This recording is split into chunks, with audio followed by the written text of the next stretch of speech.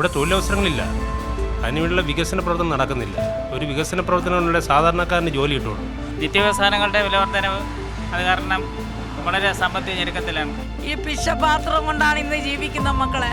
കൂലിപ്പണിക്കാർക്ക് ജോലി ഇല്ലെങ്കിൽ അവിടെ വ്യവസായം നടക്കില്ല, അവർ ചായ കുടിക്കില്ല, അവർ ബസ്സിൽ കയറി ജോലിക്ക് വരില്ല, അല്ലെങ്കിൽ വണ്ടി പെട്രോൾ അടിച്ചില്ല. അപ്പം ദിനം പ്രതിയുള്ള ടേണിംഗ് നടക്കണമെങ്കിൽ വികസന പ്രവർത്തനം നടക്കണം. നമ്മൾ അന്നന്ന് വാങ്ങിച്ച അന്നന്ന് കഴിക്കാനുള്ള നിവൃത്തിയില്ല മക്കളെ.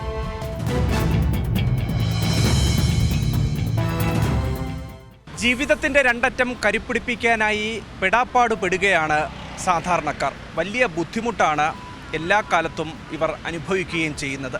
സാമ്പത്തികമായി വലിയ കഷ്ടനഷ്ടങ്ങൾ സഹിച്ചുകൊണ്ട് ജീവിക്കുന്ന വ്യത്യസ്ത വിഭാഗങ്ങളിലെ മനുഷ്യരുടെ അടുത്തേക്കാണ് ഇന്ന് സി മലയാളം ന്യൂസ് പോകുന്നത്.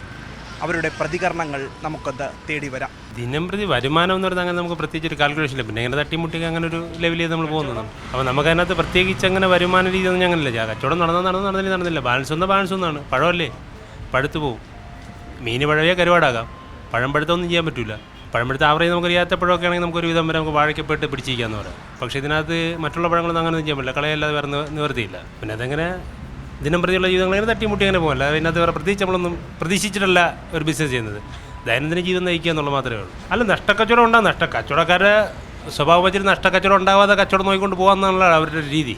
അപ്പോൾ നമ്മളതിനെ മെയിൻറ്റെയിൻ ചെയ്ത് പോകും. അപ്പോൾ അതിനകത്ത് അങ്ങനെ നഷ്ടക്കച്ചവടം എന്നുള്ള സാധനം നമ്മളില്ല. അല്ല, മൊത്തത്തിൽ എല്ലായിടത്തും സാമ്പത്തിക ബുദ്ധിമുട്ടുണ്ട്. അപ്പോൾ ആ സാമ്പത്തിക ബുദ്ധിമുട്ടെന്ന് പറയുന്നത് യഥാർത്ഥത്തിൽ ഇവിടെ തൊഴിലവസരങ്ങളില്ല, അതിനുള്ള വികസന പ്രവർത്തനം നടക്കുന്നില്ല. ഒരു വികസന പ്രവർത്തനങ്ങളുടെ സാധാരണക്കാരന് ജോലി കിട്ടുള്ളൂ. അപ്പോൾ സാധാരണ കൂലിപ്പണിക്കാരാണ് യഥാർത്ഥത്തിൽ കച്ചവടക്കാരുടെ മെയിൻ സമ്പത്ത് എന്ന് പറയുന്നത്. ലോക്കൽ കച്ചവടക്കാരുടെ സമ്പത്ത് എന്ന് പറയുന്നത് കൂലിപ്പണിക്കാരാണ്. അപ്പോൾ കൂലിപ്പണിക്കാർക്ക് ജോലി ഇല്ലെങ്കിൽ അവിടെ വ്യവസായം നടക്കില്ല, അവർ ചായ കുടിക്കില്ല, അവർ ബസ്സിൽ കയറി ജോലിക്ക് വരില്ല, അല്ലെങ്കിൽ വണ്ടി പെട്രോൾ അടിച്ചില്ല. അപ്പം ദിനം പ്രതിയുള്ള ടേണിംഗ് നടക്കണമെങ്കിൽ വികസന പ്രവർത്തനം നടക്കണം. നിത്യവ്യവസാനങ്ങളുടെ വിലവർദ്ധനവ് അത് കാരണം വളരെ സാമ്പത്തിക ഞെരുക്കത്തിലാണ്. നേരത്തെ നമ്മൾ കുഴപ്പമില്ല പോയി, ഇപ്പോൾ വലിയ ബുദ്ധിമുട്ടാണ്. നമുക്ക് പറയാം കച്ചവടം ഇപ്പോഴത്തെ അവസ്ഥയിൽ എന്തോ പറയാനൊക്കും. 1600 രൂപയ്ക്ക് ഞാൻ പൊതുവെ നൈറ്റാണ് ഓടുന്നത്. സാമ്പത്തികമായുള്ള ബുദ്ധിമുട്ടുകൾ നേരിടുന്നുണ്ടോ? പിന്നെ ബുദ്ധിമുട്ടേ ഉള്ളൂ. രണ്ടായ റോഡിൻ്റെ അവസ്ഥ. ഒരു ഓട്ടം തമ്പാൻ ഒരു കൊല്ലം 150 രൂപയ്ക്ക് പോയിട്ട് വന്നാൽ 80 രൂപ പണിയേണ്ട വരും. റോഡൊക്കെ കിടക്കുന്ന കണ്ടല്ലോ. ഡെയിലി ഞങ്ങൾക്ക് ഒരു 1000 രൂപ കിട്ടുകയാണെങ്കിൽ ഞങ്ങൾക്കത് 1500, ചിലപ്പോൾ അത് 3000 ആഴ്ചയിൽ ഒരിക്കൽ ചിലവാക്കണം. കാര്യം എന്താണെന്ന് വെച്ചാൽ ഈ റോഡാണ് വിഷയം. പറ്റത്തില്ല. ഞങ്ങൾ ഇപ്പോൾ ഈ ഉണ്ടാക്കുന്ന ഞങ്ങൾ ബുദ്ധിമുട്ടി ഒരു 1000 രൂപ ഉണ്ടാക്കുകയാണെങ്കിൽ ആഴ്ചയിൽ ഒരു 3000 അതങ്ങനെ പോകും. ഞങ്ങളെടുത്ത പുതിയ വണ്ടി 5 വർഷം CC ആണ് ആ വണ്ടി. അതിന് 7000 രൂപ വെച്ച് മാസം അടയ്ക്കണം. അതൊരു മാസം മുടങ്ങിക്കഴിഞ്ഞാൽ അതിന് 1000 രൂപ കയറിയാണ്.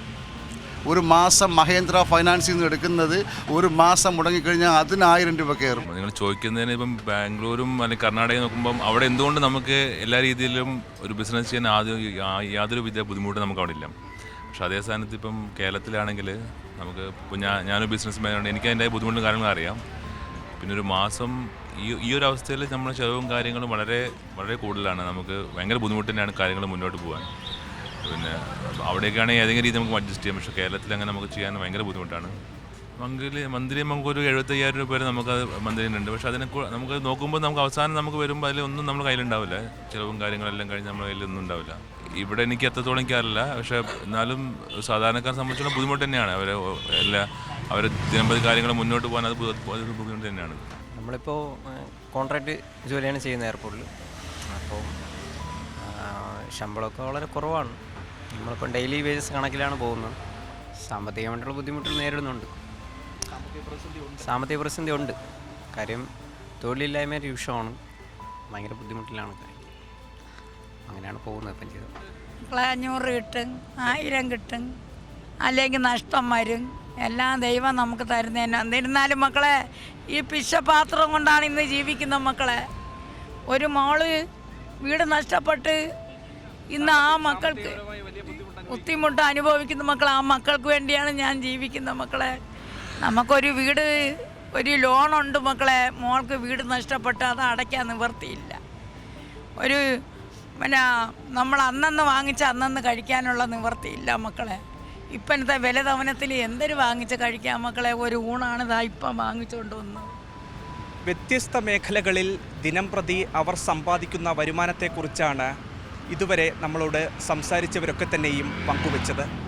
കടുത്ത സാമ്പത്തിക പ്രതിസന്ധിയിലൂടെ മുന്നോട്ട് പോകുന്ന ആളുകളെയാണ് നമ്മൾ നമ്മുടെ ഫ്രെയിമുകളിൽ കണ്ടത്. സാധാരണക്കാരായ പച്ചയായ മനുഷ്യരുടെ ജീവിത കഥകളാണ് ഇതൊക്കെ തന്നെയും.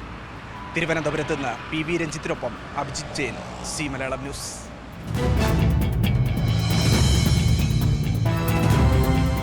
ഏറ്റവും പുതിയ വാർത്തകളും വിശേഷങ്ങളും വിരൽത്തുമ്പിലറിയാൻ സി മലയാളം ന്യൂസ് എല്ലാ ഡിജിറ്റൽ പ്ലാറ്റ്ഫോമുകളിലും ലഭ്യം.